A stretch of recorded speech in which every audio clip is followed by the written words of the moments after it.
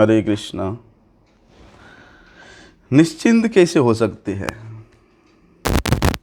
निश्चिंत मतलब चिंता किस बात की होती है कि मैं कैसा रहूं, कैसे जीवन धारण करूं, कहाँ रहूं, मेरी क्या दशा होगी, मेरा क्या गति होगी, ये सब चिंता है।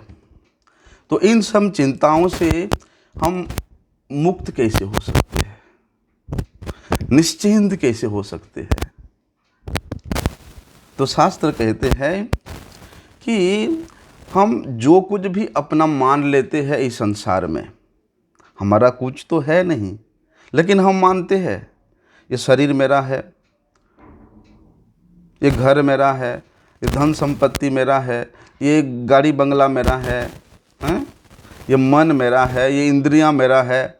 ऐसे हम मान लेते हैं, मानते हैं, लेकिन बोलते इन सब माने हुए वस्तुओं को हम जब परिपूर्ण रूप से भगवान के चरणों में समर्पण कर देते हैं, फिर किसी प्रकार का चिंता नहीं रहता। और समर्पण भी ऐसी, समर्पण करने के बाद बोलते उन वस्तुओं के प्रति, उन व्यक्तियों के प्रति लेश मात्र भी अपना आसक्ति नहीं होना चाहिए। ऐसा समर्पण, समर्पण की परिभाषा को व्यक्त करते हुए कुछ संत जन कहते हैं कि देखो, अगर साधक ऐसा, शरणागत साधक ऐसा समझे कि मेरा जीवन तो भगवान के लायक है ही नहीं, मेरे आचरण में कोई शुद्धता है ही नहीं, मेरी वृत्तियाँ ऐसी बन गई है जिसके कारण मैं भगवान का सेवा कर ही नहीं सकता हूँ। तुम जब भगवान के प्रति समर्पित हो गया, सब कुछ समर्पण कर दिया, फिर ये मैं मेरा भाव कहाँ से आया? ऐसे कि मैं, मेरा इंद्रियां, मेरा शरीर, ये बोलने में परम दोष है समर्पण के बाद। लेकिन इन सब इंद्रियों के कारण अगर मन की वृत्तियां कुछ गड़बड़ भी होती है तो उन वृत्तियों का ये कार्य इतना दोषयुक्त नहीं है जितना दोषयुक्त तुम इनको अपना मानते हो, मेरा मानते हो। गलती यही है, क्योंकि जब भगवान के शरण हो गया, जब सब कुछ भगवान के चरण में अर्पण कर दिया, तो फिर मेरा मन, बुद्धि, ये सब में मेरा कहाँ से आया?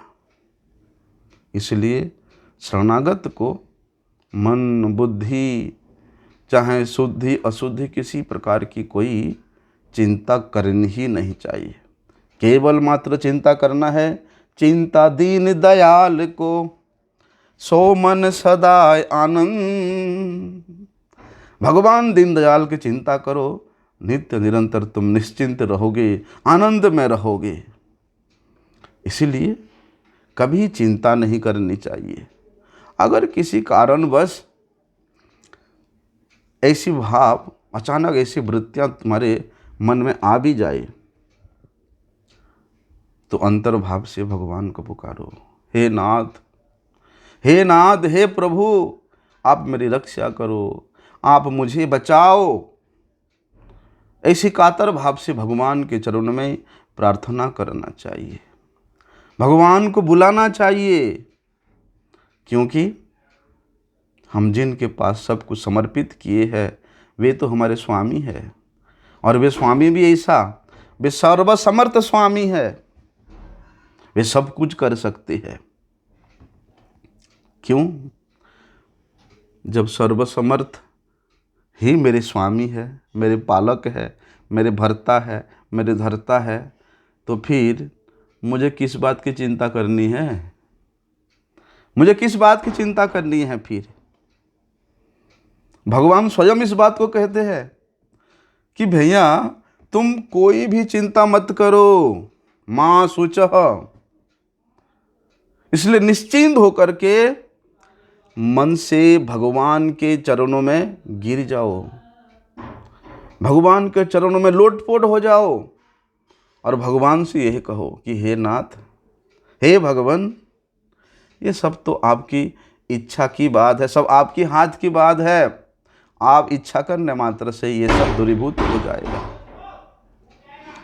इसलिए उन सर्वसमर्थ प्रभु के चरणों में शरणागत हो जाना और चिंता भी करना, दोनों तो विपरीत ही बात है, दोनों बात में बड़ी विरोधी बात है।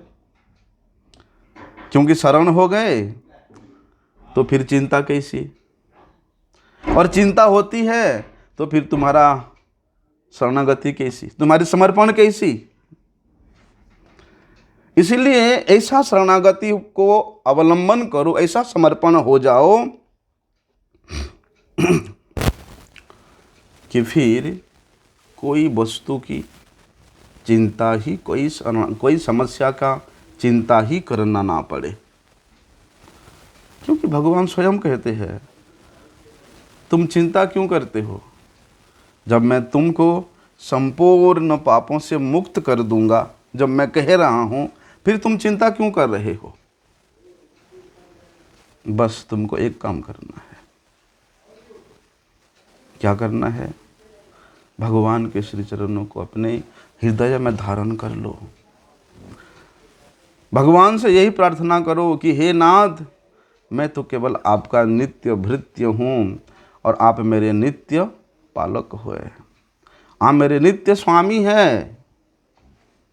ये शरीर, मन, प्राण, इंद्रियां, बुद्धि, ये कभी भी मुझे अपना बोल के दिखे ही नहीं। आप कृपा करके ऐसी कृपा करें। परंतु हे नाथ, जब सब कुछ आपको देने पर भी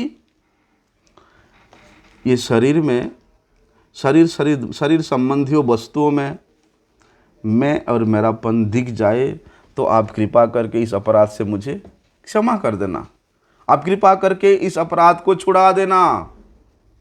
ऐसा प्रार्थना करते हुए निश्चिंत रह सकते हैं।